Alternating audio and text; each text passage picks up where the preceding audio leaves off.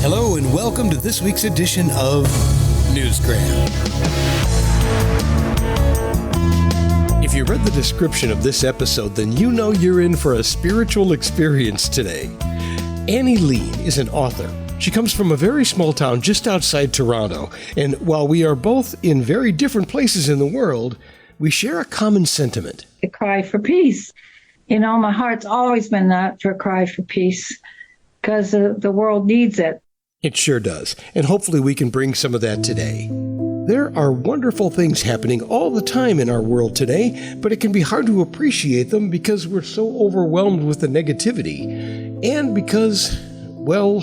people are people.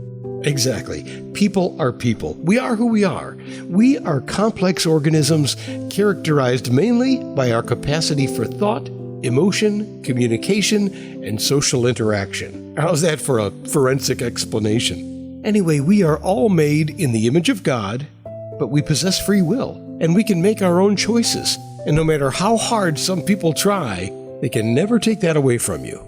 I'm just like, but that cry in my heart is still there for that peace, that people can come together and live their lives and allow others to live their lives and not try to overrule other people. Control, I guess is the word. Yeah, it's a tall order, but Annie is doing her part by writing poetry. Her book is called Poems of Divine Power, and in it there are roughly 117 very powerful poems designed to uplift and inspire. And before we get into all of that too deep, I want to share with you the inspiration for all of this, her literal come to Jesus moment. I'm going to give a little testimony. I was on death's door, and I had a prayer of forgiveness, and my heart became light. And through that, I started a healing process. They had me down. I had 30 to 40% functioning of my kidneys, and they had given up on me. And I was only in my 40s. I was laying on the bed this one day, just asking the Lord to help me. And all of a sudden, I felt His presence, as they say. I felt this beautiful, beautiful presence. And I felt strengthened. And I said, I want three things. And one was to be healed. One, to see the mountains. I'd never seen mountains up close. And to live a little longer, to see my children and grandchildren. So anyways, I turned around and I got up. And for the first time, I had strength in a long time. And I could make supper without tiredness. And then I went to a church service. And then I came back home. And from day by day, I started to get stronger. And then I was led to a naturopath, he's still my friend to this day. He's 30 years we've known each other. And through the prayers and through me being led there, I am now 100% functioning in my kidneys. And doctors are amazed because when they take my blood to check your blood, they can't believe it because I had high cholesterol, diabetes, all this stuff. And now I'm clear. We've done other podcasts on this phenomenon, and they're not always from a spiritual point of view, but it does happen. People are healed from life-threatening illnesses all the time, and there's no scientific explanation as to why, but it's definitely happening. Is it a miracle? Is it a coincidence? Well, you have the free will to make your own choice and make your own decision about that. But Annie gives credit to Jesus, and she says the only way we can truly find peace is by having a relationship with Him. So she wrote this poem about it. So we're going to do the cry of peace, for peace. Poems of Divine Power from page 4, just page 4. It's on page 4.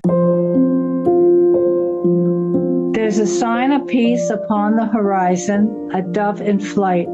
As I walk throughout our city, I pray for God's might, that all His people within His sight will open their hearts to His burning light. I have hope within me as I truly sought for unity to come throughout the world without a thought, something that our ancestors before us fought, and what the wars should have taught. Oh Lord, where's the peace for your nations? Your children cry out in great desperation. They don't understand about your domination, that all must turn to you because you are their sensation. that you are our Father and will forgive all, that there'll be a great healing and then a call, and I truly suspect it won't be dull. Certainly there will be a stillness then, all bended knees shall fall. Annie Leen is an ordained minister, so she's no stranger to communicating with people. And you feel that at the end of each poem where she talks about where the poems come from, the date, the theme, the inspiration for them. It's not a sermon, but it does help convey the ultimate message of the poem. My heart cries for people who do not have peace. I look at the people today with drug and alcohol. It's running rampant, with hate and anger and confusion, not knowing what to do. There's no answers for them.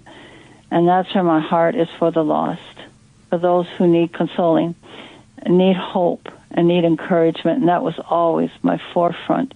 Even when I was a child, I always had tears for those who were helpless, and there was no one there to help. That's really the root of who she is, a compassionate person using her free will to share a message of hope and peace to literally anyone who cares to hear it. It's a message that she says came from God.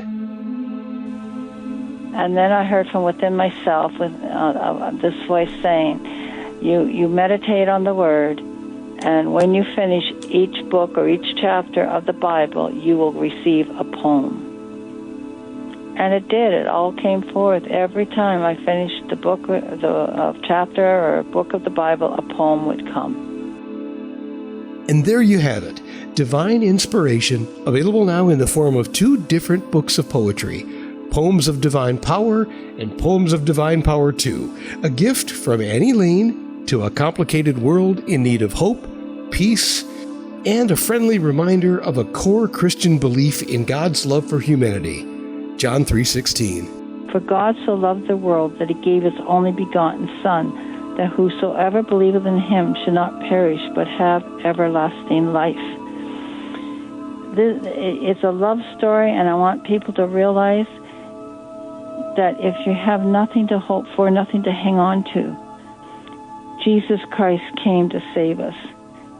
When I grasped onto this, John 3:16, it became the foundation of these books, because it's the love that you have in your heart from him that brings you into hope, encouragement, love, and anything else that you need. And that's what I want people to know.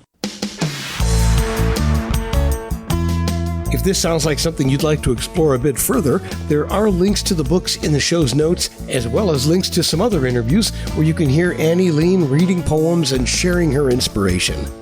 And that will do it for this edition of Newsgram from webtalkradio.com.